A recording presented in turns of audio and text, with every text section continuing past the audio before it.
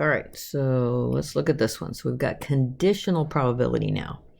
So A and B, different events, and the probability of A cannot be 0. So the conditional probability of B given A, that's how you say this, probability of B given that A is happening. So A has to be happening already.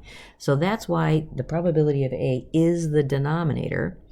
And then probability of B given that A is happening is A and B happening. So that's that is the positive way of saying it. A and B are happening, and over the sample size of probability of A happening. And then we can write this as probability of A and B is the probability of B given A times the probability of A happening. All right, so let's play with this. So we got a discrete math test. Class has 2 tests. 25% of the students received an A on the first test and 15 on both tests. So what percentage of the students received A's on the first test also received A's on the second test? So even though the words given that aren't on there, but this is probability of A on the second test. Given that, you get an A on the first test, right? Okay, so that means you're going to have probability of A on both, right? A on the both tests. And then given that, you have a probability of A on the first test. So probability of A on both of the tests, that's 0.15. And probability of A on the first test, that was 0.25. So 0.6. All right, so let's see. I'll let you do this one because this is a very similar one to what I just did before. So let's do this one. So I've got 2 children. So first off, I want to think about what the different sample spaces are, or different options. I have boy, boy, boy, girl, girl, boy, and girl, girl, right? So that's the sample space. Okay, suppose you are given that 1 is a boy, okay?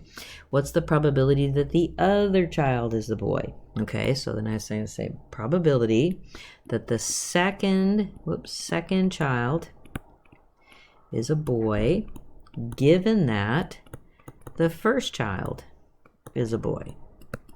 All right, so that means the probability, I'm really looking to see that they're both boys, right? Probability to find out that they're both boys, given that the probability the first child is a boy.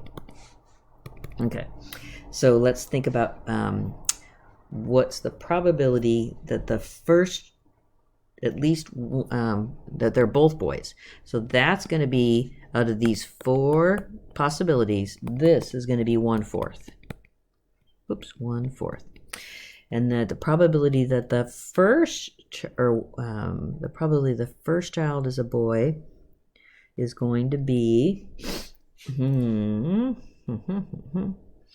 how did I get 3 out of 4?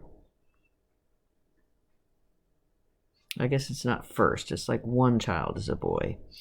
So 1 child is a boy is going to be 1 of this, 1 of this, 1 of this. So 3 out of the 4. So let's see.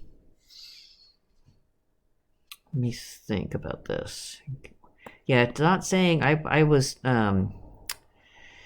doesn't matter the order. And so 1 is a boy. So 1 is a boy. So let me rephrase how it's in. So with 2 children, we know 1 is a boy. And I want to find out the probability is the other a boy. So 1 child is a boy. So probably the second child is a boy, given that the first child you're looking at is a boy. That means probability they're both are boys, and then the probability that there's 1 boy. So probability that there's 1 boy, not the first child, but there's 1 boy would be 3 cases, right? These 3 cases. So that's 3 out of 4. And then the probability that they're both boys is just 1/4.